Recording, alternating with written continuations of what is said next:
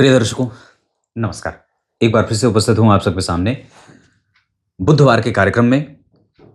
देव गुरु बृहस्पति के राशि परिवर्तन के ऊपर आज का कार्यक्रम केंद्रित है। मेष राशि मेष लग्न से लेकर के मीन राशि मीन लग्न तक के जातकों के लिए देव गुरु बृहस्पति का संपूर्णतया परिणाम कैसा रहने वाला है।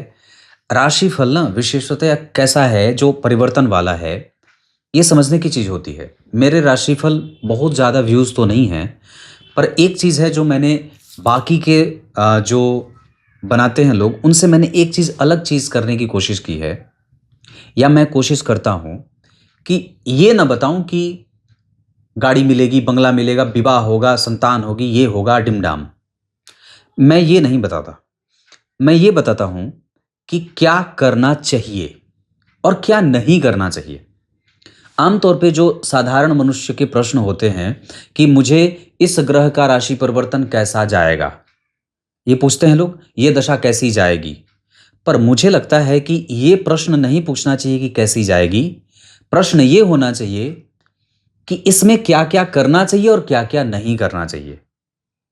बात है कि नहीं? जो होना है वो कोई भी दुनिया का ज्योतिषी आपको बता नहीं सकता है और उसको टाल नहीं सकता है। हम बुद्धिजीवी मनुष्य होने के कारण ये कोशिश जरूर कर सकते हैं कि हाँ, हमें गुरु की दशा में ये तो नहीं करना है, शुक्र की दशा में हमें ये तो नहीं करना है, इस संपूर्ण राशि परिवर्तन में मुझे ये चीज नहीं करनी है। मैं वही बताने की कोशिश करता हूं और आप लोगों को शायद ये अच्छा नहीं लगता है, क्योंकि आप लोगों को सुनना ये पसंद है कि बड़ा घर मिल जाएगा, बड़ी गाड़ी मिल जाएगी, विवाह सुंदर पत्नी से हो जाएगा, खूब बढ़िया माला माल मालदार हो जाएंगे। बड़ी हंसी आती है, पर ऐसे ही राशिफल ज्यादा चलते हैं आजकल। तो राशिफल के नाम पे आ, लव राशिफल आने लगा है कि प्रेम, जो मतलब ऐसा लगता है जैसे ज्योतिष में कुछ और नहीं है, बस खाली ही बस वही है जो बताते हैं आप लोग, लव राशिफल वगैरह, पता नहीं क्या, भगवान जाने, भगवान जीवा भी खराब होती है। पर आपको सच्चे अर्थ में कहें तो ग्रहों के परिवर्तन से हमें सीखने की आवश्यकता होती है कि वो हमारे जीवन पे जैसा भी प्रभाव डालने वाले हैं, वो तो ब्रह्मा भी टिका नहीं सकते, हिला नहीं सकते, पर हम मनुष्य अपने कौन से ऐसे कृत्य से उनके कुछ प्रभावों से अपने आप को बचा सकते हैं। ये वस्तुतः राशिफल होना चाहिए। बाकी आप लोग ज्यादा जिम्मेदार हैं और समझदार हैं, मैं तो नादान बालक, अनपढ़, गंवार, मूर्ख और जाहिल हूं। तो ये मुझे बहुत अच्छे से पता है। आइए, देव गुरु बृहस्पति के राशि परिवर्तन को लेकर के जो कार्यक्रम मैं आपके सामने प्रस्तुत कर रहा हूं, इसे आप सबसे पहले देखेंगे कैसे। अपने लग्न को एक जगह लिख लें और अपनी राशि को एक जगह लिख लें, और लग्न भी देखें और राशि भी देखें, और उसके बाद जो जो चीजें बदलनी है उसको टिक आउट करते रहें, और जो नहीं करनी है उसको कट पिट, मतलब उसे क्रॉस करते जाएं। देव गुरु बृहस्पति का राशि परिवर्तन 14 मई 2025 को रात्रि में 10:36 पर होने वाला है, ऐसा मैंने निकाला है जो। उसके बाद ये 18 अक्टूबर 2025 को मिथुन राशि से अतिचारी होकर के कर्क राशि में जाएंगे, और फिर वापस कर्क राशि से वक्री होकर के 4 दिसंबर 2025 को फिर से मिथुन राशि में आ जाएंगे। तो ये संपूर्ण जो काल है, वैसे देवगुरु बृहस्पति एक राशि पे 13-14 महीने रहते हैं, है ना। तो इस बार जो इनका परिवर्तन हो रहा है वो 14 मई 2025 को हो रहा है, और ये लगभग 1 वर्ष रहेंगे, 1 वर्ष से ज्यादा 13 महीने। अतिचारी मंदगामी ग्रह की जो 8 प्रकार की गतियां होती हैं, उसमें वो कभी वक्र होता है, कभी अनुवक्र होता है, कभी तीव्र चलता है, कभी मंद चलता है। तो इस प्रकार की सभी गतियों को प्राप्त करता हुआ ग्रह अपने वापस आगे की गति को प्राप्त करता है। देवगुरु बृहस्पति धनु राशि और मीन राशि के स्वामी होते हैं। धनु राशि उनकी मूल त्रिकोण राशि होती है, जबकि मीन राशि उनकी गौण राशि होती है। ये बहुत ही समझदारी वाले ग्रह होते हैं, व्यक्ति को समझदार, धार्मिक, चिंतक, सामाजिक, राजनीतिज्ञ, व्यवहारिक, धार्मिक, मठाधीश और धर्माधिकारी बनाते हैं।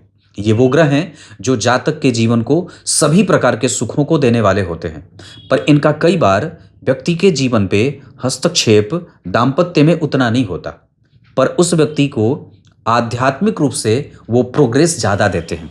देवगुरु बृहस्पति सुख के कारक होते हैं, और सुख वस्तुतः सांसारिक नहीं, आध्यात्मिक ही होता है। सुख वस्तुतः भगवान के नामों में होता है। तो देवगुरु बृहस्पति वस्तुतः ऐसे ही ग्रह होते हैं जो अपने विशालकाय शरीर से, अपने विशाल आकृति से जिस किसी भी भाव के स्वामी के साथ बैठ जाते हैं, उसके प्रभावों में गति धीमी कर देते हैं, क्योंकि इनकी गति मंद है। शनिदेव और देवगुरु बृहस्पति ये दोनों मंदगामी ग्रह कहे गए हैं। ये पंच तारा ग्रह कहे गए हैं। कौन कौन से ग्रह? चंद्रमा के बाद मंगल, बुध, शुक्र, गुरु, शनि। मंगल, बुध, गुरु, शुक्र, शनि, ये 5 ग्रह पंच तारा ग्रह हैं। सूर्य और चंद्रमा प्रकाशक ग्रह हैं और राहु और केतु छाया ग्रह हैं।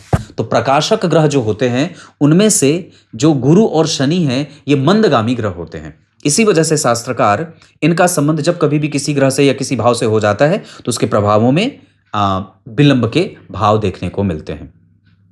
मेष राशि मेष लग्न के जातकों के लिए कैसा रहेगा राशि परिवर्तन, आइए शुरू करते हैं। सबसे पहले बात करेंगे मेष राशि अगर आपका ये है तो आपका लग्न भी मेष है या राशि भी मेष है, तो आपकी राशि से ये तीसरे घर में गोचर कर रहे हैं। और बहुत ध्यान से समझने की बात है, तो लग्न से तीसरे, राशि से तीसरे, इनकी दृष्टि आपके लाभ भाव पे है, आपके सप्तम भाव पे है और आपके भाग्य भाव पे है। बहुत ध्यान से समझें तो ये देवगुरु बृहस्पति आपको व्यापार में लाभ देने वाले हैं, आपके इच्छाओं की पूर्ति करने वाले, दार्शनिक चिंतन करने वाले और चिंतन देने वाले, और धर्म भाव पे उनकी दृष्टि जाएगी तो आपके छोटे बड़े भाई बहनों से मतभेद को शांत करने के साथ साथ आपके पूर्वजों के प्रति आपकी कृतज्ञता को बढ़ाएंगे। धर्म, ऊंची शिक्षा, ऊंचा पद, उच्च प्रमोशन, इसके अतिरिक्त अच्छे विश्वविद्यालयों में प्रमोशन हो जाए, डिग्री मिल जाए, एडमिशन हो जाए, पद की वृद्धि हो जाए, धर्म का सुख बढ़ जाए, ये सब चीजें होगा। अब मैंने तो ये बात कही कि ऐसे ये प्रभाव देंगे, पर आपको क्या करना नहीं चाहिए? तो मेष लग्न के जातकों को अपने छोटे भाई के स्वास्थ्य का ध्यान रखना चाहिए। उनके साथ किसी भी तरीके से मतभेद नहीं करना चाहिए। अपने कम्युनिकेशन पे फोकस बना करके रखना चाहिए कि आप डिरेल तो नहीं हो रहे हैं। इसके साथ साथ आपकी कुंडली के जब लाभ भाव पे उनकी दृष्टि जाएगी तो आप कहीं अति महत्वाकांक्षा से युक्त होकर के कोई पाप कर्म तो नहीं कर रहे। आपके लग्न से तीसरे भाव में इनकी जब दृष्टि जाएगी या लग्न से तीसरे भाव में जब ये गोचर करेंगे तो आपको धर्म, आध्यात्म, चिंतन, दाम्पत्य, विवाह, अतिरिक्त विवाह के अतिरिक्त संबंध, है ना, इन सभी चीजों से आपको अपने आप को सावधान करना होगा। महिला मित्रों से सावधान होना होगा, अपने कम्युनिकेशन को धार्मिक बनाना होगा, प्रबुद्ध बनाना होगा, अपनी वाणी को शांत करना होगा, जल्दबाजीपन में कोई निर्णय नहीं लेना होगा, जितना ज्यादा हो सके अपने आप को व्यवहार कुशल बनाना होगा, है ना। किसी के सर के ऊपर आपके पैर तो नहीं है, किसी को आप दबा तो नहीं रहे हैं, आप अपने पद का गलत इस्तेमाल तो नहीं कर रहे हैं। ये सारी चीजें देवगुरु बृहस्पति के राशि परिवर्तन में मेष राशि और मेष लग्न के जातकों को ध्यान रखना चाहिए। उपाय के तौर पे क्या हो सकता है? गणेश जी की पूजा कर सकते हैं। इसके साथ साथ अपने छोटे भाई बहनों को एक साथ एक टेबल पे लेके आकर के उनसे उनके मन की बात जान सकते हैं। अपने कम्युनिकेशन को और ज़्यादा बेहतर करेंगे, अपने प्रेजेंटेशन को और भी ज़्यादा बेहतर करेंगे। कहीं ऐसा तो नहीं है कि आपने प्रेजेंटेशन पूर्व में अच्छा बनाया है, जिस दिन इंटरव्यू होने वाला है उसी दिन आपका प्रेजेंटेशन है वो काम ही नहीं कर रहा है। तो बार बार उसको कंपाइल एरर जो बोलते हैं ना, कंपाइल करने से पहले उसको देख लें, चेक कर लें पहले ही कि जहां पे आपको जाना है वहां पे किसी भी प्रकार की कोई गड़बड़ी ना हो। तो कहने का अर्थ है ये मेष राशि। उपाय मैंने बताया, गणेश जी की पूजा, उसके बाद तीर्थ यात्रा हो, दान हो, कंबल का दान हो, सूती वस्त्र का दान हो, है ना। इसके साथ साथ लालच बहुत ज्यादा बढ़ ना जाए, इसका ध्यान रखना होगा। तो ये मेष राशि मेष लग्न के लिए मैंने मिला करके परिणाम बताया है। अब बात करते हैं वृष राशि वृष लग्न। आपकी राशि से दूसरे घर में है और आपकी राशि के 6वें घर पे उनकी दृष्टि है। यहां से 5वां, ये 6वां। आप वृष राशि और वृष लग्न के हैं तो आपकी राशि से अष्टम घर पे उनकी दृष्टि है और आपकी राशि से 10वें स्थान पे उनकी दृष्टि है। मतलब करियर वाले भाव पे, आपके मृत्यु और आयु वाले भाव पे, और आपके कहां पे दृष्टि जा रही है? आपके रोग वाले भाव पे, मतलब नौकरी वाले भाव पे। तो वृष राशि वृष लग्न के जातकों के लिए अपने पैतृक संपत्ति से अपनी दृष्टि हटानी नहीं चाहिए। जितना ज्यादा हो सके उसकी सुरक्षा बढ़ा देनी चाहिए। वृष राशि वृष लग्न के जातकों को अपने जीवन में अपनी नौकरी को लेकर के निश्चित रूप से सजग हो जाना चाहिए। इसके अतिरिक्त वृष राशि वृष लग्न के जातकों को जब देवगुरु बृहस्पति की 5वीं दृष्टि आपके रोग भाव पे जाएगी तो आपके साहस बल पराक्रम में सकारात्मक बलों की वृद्धि करने वाली भी होगी। वहीं वृष राशि वृष लग्न के जातकों के लिए आपके दशम स्थान पे जो देवगुरु बृहस्पति की दृष्टि जाएगी तो आपके सामाजिक प्रभावों में कई बार थोड़े कमजोरीपन के प्रभावों को भी दिखाने वाली हो सकती है। ऐसी अवस्था में कि वृष राशि वृष लग्न के जातकों को सबसे ज्यादा अपनी वाणी पे संयम बरतना है, अपनी वाणी को कठोर नहीं करना है, पैतृक संपत्ति की सुरक्षा करनी है, अपने नौकरी पे कोई प्रश्न चिन्ह न लगे उसका ध्यान रखना है, बहुत ज्यादा एग्रेशन में नहीं रहना है। और इसके अतिरिक्त धर्म पूजा पाठ रिसर्च फोकस आपका कंसंट्रेशन ये गड़बड़ ना हो, इस पे फोकस बढ़ाने की आवश्यकता है ना। करना क्या होगा, तो वृष राशि वृष लग्न के जातकों को सबसे ज्यादा जिस विषय पे ध्यान देना है उस विषय पे कि हमारा धन शुद्ध तरीके से हमारे पास है, हम जो धन कमा रहे हैं वो गलत तरह से ना कमाएं, हमारी वाणी किसी को ठेस ना पहुंचाए, है ना। हम कुटुंबजनों को कितना दे रहे हैं, हम उनके प्रति शत्रुता तो नहीं बरत रहे हैं, हम कहीं लालच के भाव में तो नहीं जा रहे हैं, हमारी महत्वाकांक्षा हमें धर्म से समझौता करने वाली तो नहीं बना रही है, हम गलत मार्ग पे गलत लोगों के संग तो नहीं जा रहे हैं। ये वृष राशि वृष लग्न के जातकों को चेक करना होगा। होगा क्या, तो वृष राशि के जातकों को धर्म का सुख, आध्यात्म का सुख, प्रमोशन का सुख, दाम्पत्य का सुख, विवाह का सुख, इन सभी चीजों से लाभ की प्राप्ति हो सकती है या इनका सुख प्राप्त हो सकता है। पूजा पाठ के बल पे देवी कवच का पाठ निरंतर वृष राशि वृष लग्न के जातकों को निरंतर करना चाहिए, प्रत्येक दिन देवी कवच का पाठ करना चाहिए। इसके अतिरिक्त अगर हो सके तो अपने मूल जन्म स्थान की, जहां आपका जन्म हुआ है वहां की मिट्टी की पूजा करनी चाहिए। अपने पूजा घर में एक कटोरी में लाल रंग के कपड़े में उस मिट्टी को ला करके रखिए और नित्य उसी का तिलक अपने मस्तक पे लगाइए। और साथ ही साथ इस पूरे वर्ष गुग्गुल, कपूर और लौंग अपने घर में जलाने की आवश्यकता है। यह बात मैंने वृष राशि वृष लग्न के लिए कहा है। अब बात करते हैं मिथुन राशि मिथुन लग्न। यह बहुत ही समझने वाली बात होगी कि आप ही की राशि से देवगुरु बृहस्पति का गोचर होगा। यह बुध की राशि है और यह इनके शत्रु की राशि है। तो देवगुरु बृहस्पति जब मिथुन राशि में गोचर करेंगे तो मिथुन राशि के जातकों के पंचम भाव पे, यानी कि दाम्पत्य प्रेम विवाह यश मान पद प्रतिष्ठा वाले भाव पे उनकी दृष्टि पड़ेगी। इसके साथ साथ मिथुन राशि के जातकों के दाम्पत्य वाले भाव पे भी या डेली रूटीन वाले भाव पे भी, व्यापार वाले भाव पे भी उनकी 7वीं दृष्टि पड़ेगी। और वहीं मिथुन राशि के ऊपर से देवगुरु बृहस्पति का गोचर मिथुन राशि और मिथुन लग्न के जातकों के लिए उनके भाग्य भाव पे भी उनका प्रभाव पड़ेगा, मतलब उनकी दृष्टि भाग्य भाव पे भी जाएगी। देवगुरु बृहस्पति मिथुन राशि में बैठेंगे तो मतलब मिथुन राशि के पंचम, मिथुन राशि के सप्तम भाव और मिथुन राशि के नवम भाव पर उनकी दृष्टि जाएगी। इसका अर्थ होगा कि सबसे ज्यादा हमें अपने पत्नी का सहयोग प्राप्त कैसे हो, इस पे फोकस करना होगा। हम रिकॉग्निशन कैसे और बढ़िया प्राप्त कर सकते हैं, हम अपने यश को, प्रतिष्ठा को, पद को, अपने प्रेम को, समाज में जो प्रेम हमें मिल रहा है उसमें हम कहीं बहुत ज्यादा कठोर तो नहीं हो रहे हैं, हम बहुत ज्यादा इच्छा बढ़ा करके और अपना प्रेम जितना देना चाहिए समाज को, जितना लोगों को देना चाहिए उतना नहीं दे रहे हैं, पर प्राप्त करने की पूरी कोशिश कर रहे हैं। अपने कर्तव्यों का बोध नहीं हो रहा पर अधिकार का बोध है, ऐसा गड़बड़ हो जाएगा। मतलब मिथुन राशि के जातकों को इसका ध्यान रखना होगा। इसके साथ साथ मिथुन राशि के जातकों को तीर्थ करना चाहिए, पूजा पाठ, मंत्र जप, कुछ मांगलिक कृत्य में अगर अवसर मिल जाए तो जाना चाहिए। बेटियों की शादी में दान पुण्य करना हो, वस्त्र देना हो तो कर देना चाहिए, गाय की सेवा हो तो कर देनी चाहिए। इसके अतिरिक्त मिथुन राशि के जातकों को अपनी दिनचर्या पे फोकस बना करके रखना चाहिए।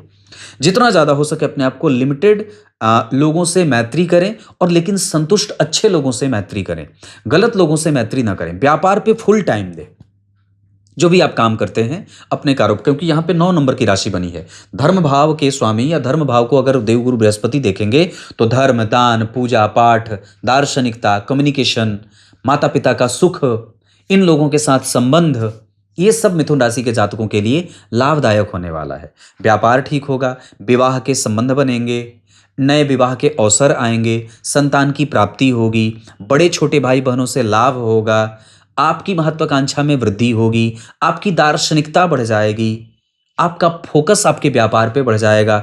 तो ये सारी चीजें आपके मिथुन राशि के जातकों के लिए मिल जाएगा। इसके अतिरिक्त मिथुन राशि के जातकों का व्यक्तित्व बढ़ करके सामने आएगा।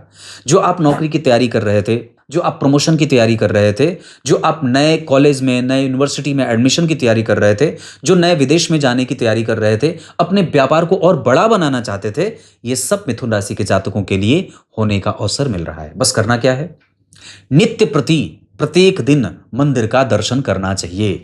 भगवान भोलेनाथ के मंदिर का दर्शन हो जाए, देवी मैया के मंदिर का दर्शन हो जाए, बजरंगबली के मंदिर का दर्शन हो जाए, गणेश जी के मंदिर का दर्शन हो जाए, शिव जी के मंदिर का दर्शन हो जाए, ये नित्य होता रहे। इसके अतिरिक्त प्रत्येक दिन अपने घर में बाजार से जाकर के गुलाब के पुष्प की माला अपने घर में ठाकुर जी को अर्पित करें या देवी मैया को अर्पित करें। नीले कमल की माला या नीला कमल अगर मिल जाए तो भी अपने घर में ठाकुर जी को अर्पित करें, शालिग्राम भगवान को अर्पित करें। ये वर्ष भर पूरा करते रहना चाहिए। ये सब दैविक उपाय हैं। मैं आपको ऐसे वैदिकीय उपाय हैं, मैं ऐसे हवा में बात नहीं कर रहा।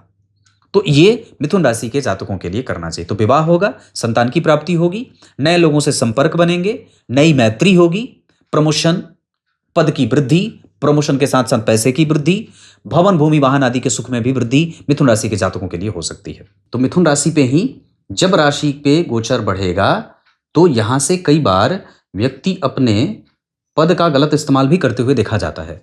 तो कहीं ऐसा तो नहीं है कि आपको जो पद मिला है उस प्रतिष्ठा को आप कायम नहीं रख पाए या उसमें कुछ सेंध लग जाए, या अपने पद का गलत इस्तेमाल करने के साथ साथ अपने जो सगे संबंधी हैं उन लोगों पे व्यक्ति हावी होने लगता है, उनके ऊपर दबाव बनाने लगता है। तो ऐसा न हो, इसकी कोशिश करनी होगी। कर्क राशि, कर्क राशि और कर्क लग्न है तो आपकी राशि से 12वें घर में देवगुरु बृहस्पति का मिथुन राशि में गोचर है और यहां से बैठ करके वो आपकी कुंडली के, मतलब यहां पे आपकी राशि है तो यहां से बैठ करके वो आपके सुख भाव को देखेंगे, आपके चौथे सुख, और यहां से कहां देखेंगे, आपके जन्म कुंडली के छठवें यानी कि शत्रुत भाव पे या फिर रोग भाव पे या नौकरी भाव पे। और कर्क राशि के जातकों के लिए आपकी राशि से 12वें घर में गोचर होकर के वो आपके 8वें भाव पे भी दृष्टि डाल रहे हैं। फल क्या होगा, तो क्या नहीं करना है, तो सबसे पहले कर्क राशि के जातकों को जितना ज्यादा हो सके अपने सुख पे, अपने घर का जो सामरिक माहौल है उसको गड़बड़ नहीं करना है। किसी दूसरे व्यक्ति के कारण कोई दूसरा अतिथि आए या कोई घर का रिश्तेदार बाहर का है, वो आपके घर में आकर के आपके घर के माहौल को बिगाड़े नहीं, इसकी कोशिश करनी होगी कि उसको कैसे ठीक रखा जाए। इसके साथ साथ आपके परिवार वाले कहीं दूसरों की बातों में आकर के आपके ही खिलाफ कहीं खड़े ना हो जाएं, इसका भी सावधानी रखना होगा, है ना, इसकी भी। उसके साथ साथ ये कर्क राशि के जातकों के लिए उनकी दृष्टि आपके जो है वो छठवें भाव पे जा रही है। इस हिसाब से नौकरी में, प्रमोशन में, संघर्ष में, समझने की शक्ति में, दुश्मनों के खिलाफ षड्यंत्र में, जो आपके खिलाफ राजनीति हो रही है, इन सभी चीजों से अपने आप को बचा करके रखना है, या ये कह सकते हैं कि यहां से आपको बल मिल जाएगा। मतलब उनकी कोई भी चाल जो आपके खिलाफ होगी, कर्क राशि के जातकों की सुरक्षा देवगुरु बृहस्पति करते रहेंगे। नौकरी में प्रमोशन, पद की वृद्धि, चीजों को समझने में बल मिले, जो स्थिति बन रही है उसको कैसे समझा जाए, इसमें आपका फोकस बढ़ जाए। तो ये जो चीजें होंगी वो कर्क राशि के जातकों के लिए प्रतियोगिता को समझने में, पेपर को समझने में, धरातल पे बात करें तो जो पेपर सेट कर रहा है उसकी मानसिकता, जो इंटरव्यू आप देने जा रहे हैं तो इंटरव्यू जो ले रहा है उसकी मानसिकता, पूर्वानुमान, पूर्वाभास, भविष्य को समझने की शक्ति, ये जो सारी चीजें हैं वो, और ऑब्स्टेकल को समझने की शक्ति जो है वो कहीं ना कहीं बढ़ जाएगी। तो ये किसका बढ़ेगा, ये कर्क राशि का बढ़ेगा। इसके अतिरिक्त क्या परिणाम होंगे, तो ये ग्रह जो हैं वो आपके अष्टम भाव पे भी इनकी दृष्टि जा रही है। और जन्म कुंडली में कर्क राशि के जातकों के लिए जब कुंभ राशि पे आपके देवगुरु बृहस्पति की दृष्टि पड़ेगी तो ये आपके सोचने समझने की क्षमता, आपके व्यवहार, आपकी कृतज्ञता, आपका पद और आपके पद के प्रति जो गंभीरता है, आपके माता पिता का स्वास्थ्य, उनके प्रति जो सम्मान का भाव है, ये सब चीजें आपकी बढ़ जाएंगी। या ये कह सकते हैं कि इनके समझने के तरीके बदल जाएंगे। अब इसमें एक उच्च दार्शनिकता आ जाएगी, है ना। इसके अतिरिक्त अगर बेसिक तौर पे कहें तो कर्क राशि के जातकों के लिए विवाह का सुख सामान्यतः कमजोर हो जाएगा। मतभेद कई बार बढ़ जाएंगे, लेकिन व्यय बहुत संतुलित हो जाएगा। अब आपका व्यय गड़बड़ नहीं होगा। यात्रा सामान्यतया ठीक ठाक हो सकती है। विदेश आने जाने का काम लगभग हो सकता है। निवेश करने से पहले थोड़ी विचार करने की आवश्यकता होगी, है ना। इसके अतिरिक्त आपके बड़े छोटे भाई बहन, इन लोगों से मतभेद ना हो, इसका ध्यान रखना होगा। आपके निवेश के पहले आपने कितनी उसकी ट्रेनिंग ली है और कितना उस विषय को समझा है, इस विषय पे फोकस बढ़ाने की आवश्यकता होगी। तो ये मैंने कर्क राशि के बारे में बात की है। क्या कर सकते हैं? शिव जी को जलधारा प्रिय है, तो प्रत्येक दिन नियम से किसी मंदिर में जाकर के शिव जी को जलधारा अर्पित करिए, मतलब जल अर्पित करिए। इसके साथ साथ सफेद चंदन शिव जी को और भगवान नारायण को अर्पित करिए और वो स्वयं भी लगाइए। केशर मिला हुआ जल शिव जी को अर्पित करिए और अगर हो सके तो भगवान की कपूर से आरती कर दिया करिए। अगर हो सके तो प्रत्येक दिन किसी शिव मंदिर में जाकर के घी का दीपक भी जला दिया करिए। पाठ अगर कुछ करना चाहते हैं तो पंचाक्षरी मंत्र का हमेशा सदैव ही यही पाठ करके, इसी का उच्चारण करके शिव जी को प्रसन्न करने की कोशिश करिए। अगर आप इतना कर लेते हैं तो ठीक है। बाकी अगर हो सके तो स्वास्थ्य का ध्यान रखिए। पेट में कफ की स्थितियां, पेट में वात की स्थितियां और कफ क्षेत्र में, जो हृदय का क्षेत्र है वहां पे कफ, ये दोनों चीजें बढ़े घटे नहीं, इसका नियंत्रण करना होगा। शीत चीजों से, ठंडी चीजों से बचने की आवश्यकता होगी। वायरल इन्फेक्शन ना हो, इसका भी ध्यान रखना होगा। ये मैंने कर्क के लिए बताया है। सिंह राशि के लिए बात करते हैं। आपकी राशि से एकादशवें घर में गोचर कर रहे हैं और आपकी राशि के पराक्रम को, आपकी राशि के पंचम को और आपकी राशि के सप्तम भाव पे उनकी दृष्टि जा रही है। इसका अर्थ होगा कि सिंह राशि के जातकों का लाभ बढ़ेगा, दांपत्य बढ़ेगा, विवाह सूत्र बनेंगे, संतान की प्राप्ति, छोटे बड़े भाई बहनों से सामान्यतः मतभेद समाप्त हो जाएंगे। सिंह राशि के जातकों के लिए जीवन में प्रकट करने की स्थिति बढ़ जाएगी, व्यक्ति की लालसा बढ़ जाएगी, उत्कंठा बढ़ जाएगी, महत्वाकांक्षा बढ़ जाएगी और उसकी पूर्ति भी होगी। इसके साथ साथ सिंह राशि के जातकों के लिए अगर देखें तो नौकरी, प्रमोशन, संतान, विवाह, प्रेम संबंध, इन सभी चीजों में व्यक्ति को लाभ होगा। साथ ही साथ मैत्री बनेगी, माता पिता से अर्जित की हुई संपत्ति का लाभ इकट्ठा कर लेंगे। इतना ही नहीं, व्यक्ति अगर कोई कारोबार करता है, हॉस्पिटल में काम करता है, शेयर बाजार में करता है, होटल में करता है, तो भी बहुत अच्छा रहेगा। मतलब कुल मिलाकर के सिंह राशि के जातकों के लिए भी ये देवगुरु बृहस्पति का राशि परिवर्तन आपके लिए सुखद होगा। लेकिन कब वो थोड़े बहुत गड़बड़ होंगे? जब वो मिथुन राशि से उठ करके कर्क में आएंगे ना, तो जितने दिन तक ये, मतलब अक्टूबर से लेकर के 4 दिसंबर तक जो ये समय रहेगा, ये सिंह राशि के जातकों के लिए थोड़ा कष्टपूर्ण हो सकता है। यानी कि उस समय हमें सावधान रहने की आवश्यकता होगी। उपाय के तौर पे प्रत्येक दिन आदित्य हृदय का पाठ और प्रत्येक दिन राम रक्षा स्तोत्र का पाठ, ये दोनों प्रत्येक दिन निश्चित रूप से करना चाहिए। अगर हो सके तो सिंह राशि के जातक हैं, अपने पराक्रम, अपने दांपत्य, अपने विवाह, अपने प्रेम, अपनी दिनचर्या, अपने पड़ोसी, इन लोगों से अपने संबंधों को फिर से पुनर्परिभाषित करने की आवश्यकता होगी। अब बात करते हैं कन्या राशि। आपकी राशि से दशम स्थान में देवगुरु बृहस्पति का गोचर है और यहां से बैठ करके आपके धन भाव पे उनकी दृष्टि है, यहां से बैठ करके आपके सुख भाव पे उनकी दृष्टि है और यहां से बैठ करके आपके रोग भाव पे उनकी दृष्टि है, मतलब आपके छठवें भाव पे उनकी दृष्टि है। तो होगा क्या? तो आपकी राशि से ये दशम स्थान में है। इसका अर्थ होगा कि सबसे पहले तो ये आपके पैतृक संपत्ति वाले भाव को मजबूत करेंगे, है ना। इसके साथ साथ अगर आपकी राशि से ये दशम स्थान में गोचर कर रहे हैं तो आपके सुख में वृद्धि करेंगे, चल अचल संपत्ति में वृद्धि करेंगे। अगर रियल एस्टेट का काम करते हैं तो उसमें काम बढ़ेगा। इसके साथ साथ आपके नौकरी में आने वाले मतभेद और व्यवधान को समाप्त करने की पूरी जिम्मेदारी देवगुरु बृहस्पति पे हो जाएगी। मतलब ऐसा होगा। तो करना क्या नहीं चाहिए? तो सबसे पहले अपनी वाणी को कठोर नहीं करना चाहिए। सत्य बोलने के कारण किसी को शत्रु न बना दीजिए। बहुत ज्यादा आलस्य न करें, बहुत ज्यादा एग्रेशन में न रहें, किसी पे दबाव में न जाएं, किसी को दबाव में न रखें, उसको स्वतंत्रता दें, दूसरों को स्पेस दें, जगह दें, लिबर्टी दें। ये कन्या राशि की बात है। इसके अतिरिक्त अगर हो सके तो अपने दिनचर्या पे फोकस करने की आवश्यकता है। बच्चों से प्रेम संबंधों में और भी ज्यादा ऊंचाइयां प्राप्त की जा सकती हैं, उनके संबंधों को और भी ज्यादा नए तरीके से उसे परिभाषित किया जा सकता है।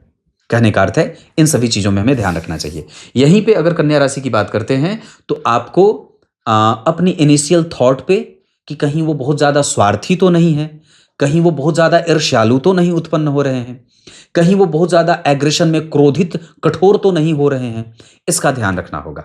तो कुल मिलाकर के कन्या राशि के बारे में इतनी सारी चीजें। पूजा पाठ के तौर पे क्या कर सकते हैं, अगर कन्या राशि के हैं तो कम से कम आपको प्रत्येक दिन निश्चित रूप से सबसे पहले तो मंदिर दर्शन, सूर्य को अर्घ और गणपति अथर्वशीर्ष का पाठ निश्चित रूप से करना चाहिए। अब बात करते हैं कन्या राशि के बाद तुला राशि पे। तो तुला राशि के बारे में, आपकी राशि से पंचम नवम के संबंध में देवगुरु बृहस्पति जा रहे हैं, आपकी राशि से 9 घर आगे जा रहे हैं और यहां से बैठ करके ये आपके पराक्रम को देख रहे हैं। ये आपके ही ऊपर इनकी दृष्टि है, तुला राशि पे इनकी दृष्टि है, तो आपकी राशि पे भी दृष्टि जा रही है, आपके पराक्रम पे भी इनकी दृष्टि जा रही है और आपके पंचम भाव पे भी इनकी दृष्टि जा रही है।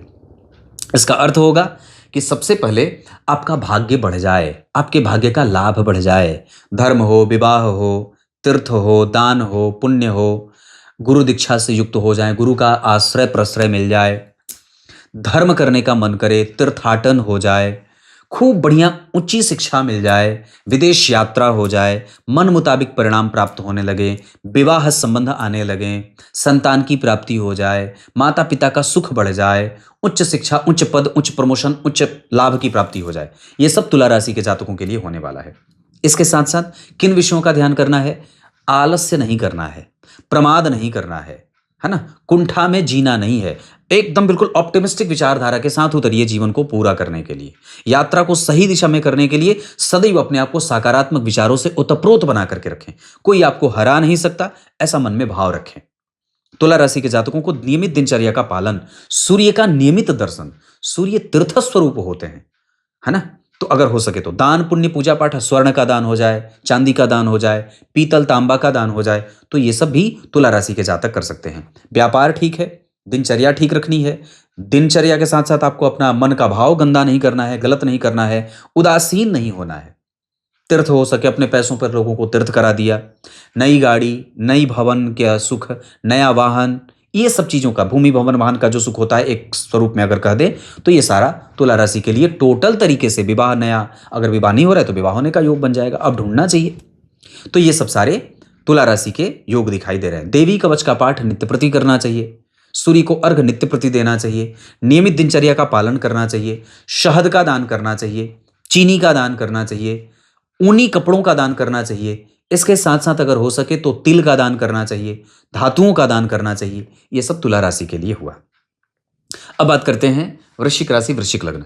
आपकी राशि से अष्टम भाव में इनका गोचर है और यहां से बैठ करके ये आपके व्यय पे देख रहे हैं, 12वें भाव पे, आपकी राशि से 12वां है ना, और वृश्चिक राशि के ऊपर आपके धन भाव पे इनकी दृष्टि है और साथ ही साथ वृश्चिक राशि के जातकों के लिए आपके सुख भाव पे इनकी दृष्टि है। तो करना क्या होगा, क्या करना है, तो वृश्चिक राशि के जातकों को सबसे ज्यादा अपने व्यय को नियंत्रित करना है।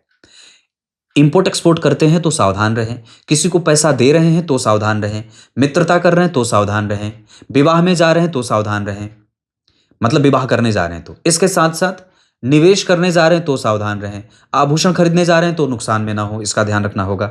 इसके साथ क्या ध्यान देना होगा कि आपको आपके स्वास्थ्य की चिंता, मतलब पेट कमजोर ना हो, जॉन्डिस ना हो, पीलिया ना हो, कफ जनित बीमारियां ना हो, कफ बहुत ज़्यादा बढ़ ना जाए, इसके साथ मन जो है वो उदासीन ना होने लगे, ऐसा नहीं होना चाहिए। वृश्चिक राशि के जातकों के लिए आपके सुख भाव पे उनकी दृष्टि है, तो चैरिटेबल ट्रस्ट बनाना हो, कुछ ऐसा मानवीय धार्मिक कृत्य करना हो, आध्यात्मिक उन्नति के मार्ग पर बढ़ना हो, गुरु दीक्षा लेनी हो, घर परिवार में सुख का वातावरण बनाना हो, अनुष्ठान करवाना हो, पंडितों का आगमन कराना हो, ब्राह्मणों को सत्कार के लिए अपने घर पे बुलाना हो, ये सब सारे काम हो सकते हैं। कारोबार रियल एस्टेट का है, जमीन की खरीद बिक्री का है, बना करके घर बना करके बेचने का है, तो ये बहुत अच्छा है। इसके साथ साथ शहद का काम, ड्राई फ्रूट का काम, सब्जियों का काम, पशुपालन हो जाए, है ना, बहुत ऊंचा पद है, सीईओ हैं कंपनी के, मैनेजिंग डायरेक्टर हैं, बहुत अच्छे पद पे हैं, तो ये काम अच्छा करेगा। मतलब वृश्चिक राशि के जातकों को स्वास्थ्य पे ध्यान देना है, नियमित दिनचर्या का पालन करना है और अपने व्यय पे कंट्रोल करना है। क्या कर सकते हैं, प्रत्येक दिन 3 बार हनुमान चालीसा का पाठ और प्रत्येक दिन हनुमत कवच का पाठ, ये प्रत्येक दिन करना चाहिए। साथ ही साथ धातु का दान कर सकते हैं, रत्नों का दान कर सकते हैं, माणिक हो जाए, मूंगा हो जाए, मोती हो जाए, पुखराज हो जाए, ये दान करते रहने की आवश्यकता है। इसके साथ साथ शिव जी पे दूध की धारा अर्पित करनी चाहिए, शिव जी को तांबे का नाग अर्पित करना चाहिए। ये मैंने वृश्चिक राशि के लिए बताया है। अब बात करते हैं धनु राशि। आपकी राशि से सप्तम भाव पे इनकी दृष्टि जा रही है, यानी कि आपकी राशि को ये देख रहे हैं और आपकी राशि से सप्तम भाव में गोचर कर रहे हैं। आपकी राशि के लाभ पे इनकी दृष्टि जा रही है, आपके एकादशवें भाव पे उनकी दृष्टि जा रही है, आपके पराक्रम भाव पे इनकी दृष्टि जा रही है। तो धनु राशि के जातकों के लिए विवाह, दाम्पत्य, परिवार, पड़ोसी, नियमित दिनचर्या और प्रत्येक दिन का जीवन ये बहुत अच्छा हो जाएगा। इसके साथ साथ आपके प्रभाव में समझने की वृद्धि हो जाएगी, आप चीजों को समझने लगेंगे, आप व्यवहारिक हो जाएंगे, है ना। क्या नहीं करना है, अव्यवहारिक नहीं होना है, उत्तर बिल्कुल परफेक्ट देना है, अपने चीजों को बार बार एनालाइज करना है, बार बार पढ़ना है। प्रतियोगिता परीक्षा की तैयारी करते हैं तो बहुत बढ़िया है, नौकरी का योग बनेगा। व्यापार के लिए एमबीए वगैरह कर रहे हैं, कुछ ऐसा व्यापार, बहुत बड़ा व्यापार करना चाहते हैं तो धनु राशि के लिए अच्छा है। लाभ, विवाह, संतान, दूसरी संतति बहुत अच्छी हो जाएगी, उसके भाग्य में लाभ बढ़ जाएगा। तो कुल मिलाकर के धनु राशि के जातकों के लिए भी ये देवगुरु बृहस्पति का मिथुन राशि में परिवर्तन बड़ा ही लाभ प्राप्त करने वाला है। धन, दाम्पत्य, यश, मान, प्रतिष्ठा, पराक्रम की वृद्धि, ऊंचे पद की वृद्धि, लाभ के योग, व्यापार में मन लगे और बहुत सारा सुख जो आप चाहते हैं वो आपको मिल जाने वाला है। क्या कर सकते हैं? राम रक्षा स्तोत्र का पाठ प्रत्येक दिन करना चाहिए और किसी भी तरीके से किसी भी अपरिचित से सावधान रहने की आवश्यकता है। यात्रा में जेब कतरों से सावधान, गहरे पानी में जाने से सावधान। इसके साथ साथ किसी बाहर के व्यक्ति के कारण आपके मन को कोई नुकसान ना हो, किसी ने आपके साथ गलत किया है तो उसको भूल जाने की कोशिश करिए। ये धनु राशि के जातकों के लिए ऐसी स्थितियां देखने को मिल रही हैं। ये बात है। अब बात करते हैं मकर, कुंभ और मीन की। अब बात करते हैं मकर राशि के जातकों के लिए। आपकी राशि से छठवें भाव में गोचर कर रहे हैं और आपके दशम स्थान पे इनकी दृष्टि है। यहां से मकर राशि के जातकों के लिए आपके व्यय भाव पे इनकी दृष्टि है और आपके धन भाव पे इनकी दृष्टि है। आपकी राशि से छठवें भाव में गोचर के कारण रोग, शत्रु, वैमनस्व, कलह और अशांति ये देते हैं। विवाह को बचाया जाए, पत्नी शत्रु न बने, पार्टनर शत्रु न बने, बेवजह जो सबसे निकटस्थ लोग हैं, जो आपके सबसे निकट हैं, जिनसे आपकी दिन की शुरुआत होती है, उनसे किसी भी प्रकार का कोई कलह न बने। ये पूरे वर्ष ध्यान रखने वाली बात होगी। तो मकर राशि के जातकों के लिए ये गोचर सामान्यतया आपके व्यय को तो संतुलित करेगा, आपकी समझ बढ़ाएगा, पर आपकी बात लोगों को समझ में नहीं आएगी, या कई बार आपका प्रभाव, आपका व्यक्तित्व सामने वाले को उतना प्रभावित नहीं करेगा। इस वजह से भगवान इसका ध्यान रखना होगा। बाकी मकर राशि के जातकों के लिए वाणी, धन, पैतृक संपत्ति, ज्ञान, सुख, इन सभी चीजों में वृद्धि होगी। लेकिन जहां जहां कमजोरी है, व्यापार चलता रहे पर कलहपूर्ण वातावरण के साथ, है ना, धन आता रहे पर घर में कलह का वातावरण बना रहे, तो ये नहीं हो, इसकी कोशिश करनी होगी। मकर राशि के जातकों के लिए नौकरी वगैरह में काफी हद तक सफलता मिल सकती है। इसके साथ साथ जो कारोबार में निगेटिविटी पहले दिख रही थी, अब वो थोड़ा सामान्यतया ठीक भी हो जाएगी। हालांकि उसमें भी कोई सामान्य ही परिणाम, ज्यादा मजबूत तो नहीं, सामान्य ही देखने को मिल रहे हैं। वृष राशि में थे तो ठीक थे। तो ये मकर राशि की बात है। अब इसमें करना क्या चाहिए? तो प्रत्येक दिन 3 बार हनुमान चालीसा का पाठ है और नित्य प्रति राम रक्षा स्तोत्र का पाठ, ये मकर राशि के जातकों को निश्चित रूप से करना चाहिए।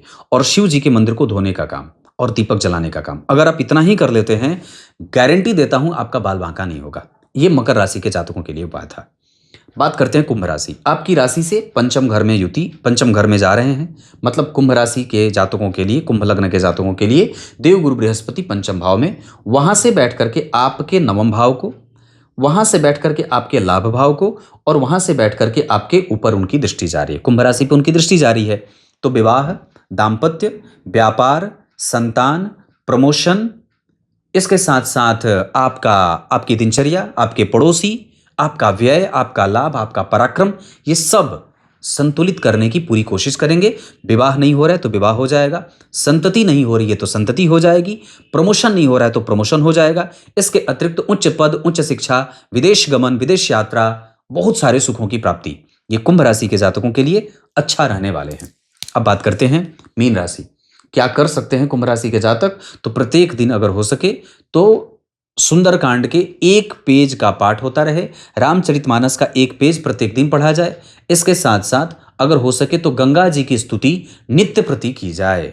क्या करना है? गंगा जी की स्तुति नित्य प्रति करना है। और पूरे वर्ष अगर हो सके तो नहाने के जल में तीर्थ का जल पहले डाल लें, उसके बाद सामान्य जल डाल करके उससे स्नान करें। ऐसा मैंने कुंभ राशि के लिए और कुंभ लग्न के लिए कहा है। अंतिम राशि बचती है मीन राशि। आपकी राशि से चौथे घर में गोचर है, जहां से बैठ करके आपके नवम भाव पे उनकी दृष्टि है, मतलब सातवें आठवें भाव पे उनकी दृष्टि है। यहां से बैठ करके वो आपके दशम स्थान पे उनकी दृष्टि है। और साथ ही साथ मीन राशि के जातकों के लिए देवगुरु बृहस्पति मिथुन राशि से बैठ करके आपके व्यय पे उनका पूर्णतया नियंत्रण है, तो व्यय सही हो जाएगा। इसके साथ साथ अगर देखें तो आपकी राशि से चौथे घर में देवगुरु बृहस्पति का गोचर घर में प्रायः कलह का वातावरण भी बनाता है, मन को पेंडुलम की भांति बीच में कर देते हैं। इतना ही नहीं, वो आपकी राशि से आपके रोगों की वृद्धि करने वाले भी हो सकते हैं, तो रोग पे नियंत्रण रखना होगा, मन को शांत रखना होगा, अव्यवहारिक नहीं होना होगा। जितना ज्यादा हो सके अपने परिवार में कलहपूर्ण वातावरण को शांत करने के लिए घर में थोड़े से अनुष्ठान और ब्राह्मणों का आगमन होता रहे। देवी सूक्त, देवी पूजा, देवी जी की आराधना, ये सब होती रहे। इसके साथ साथ अगर हो सके तो नित्य प्रति गंगा जल का सेवन होता रहे, मन शांत रहेगा। इसके साथ साथ अगर हो सके तो दान पुण्य, पूजा पाठ, गाय की सेवा, गाय को हरा चारा, ये सब खिलाते रहें। क्या नहीं करना है? कलहपूर्ण वातावरण नहीं बनाना है, निद्रा अच्छी लेनी है, प्राणायाम करना है, जितना ज्यादा हो सके अपने स्वास्थ्य पे फोकस करने की आवश्यकता है। यहां मीन राशि के जातकों के लिए देवगुरु बृहस्पति बैठ करके आपके अष्टम भाव पे उनकी दृष्टि जा रही है, तुला की। इस वजह से कफ जनित बीमारियों के बढ़ने की आशंका हो सकती है।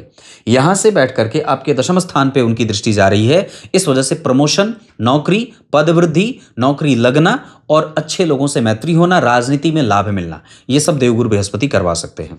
आपकी राशि के 12वें भाव पे उनकी दृष्टि जा रही है, जो आपका व्यय, विवाह और कई बार आपको ऋण से बाहर निकालना, इन सभी चीजों में उनको लाभ मिल सकती है। क्या कर सकते हैं? तो मैंने कहा प्रत्येक दिन अगर हो सके तो हनुमान चालीसा, सुंदरकांड, रामचरितमानस, है ना, इसके साथ साथ गीत गोविंद, है ना, विनय पत्रिका, इन सभी चीजों का पठन पाठन मीन राशि के जातकों को भी करना चाहिए। क्लियर है? कुछ इसी तरीके से आज के इस गुरु राशि परिवर्तन के ऊपर केंद्रित कार्यक्रम का समापन करते हैं। तब तक के लिए बहुत बहुत नमस्कार।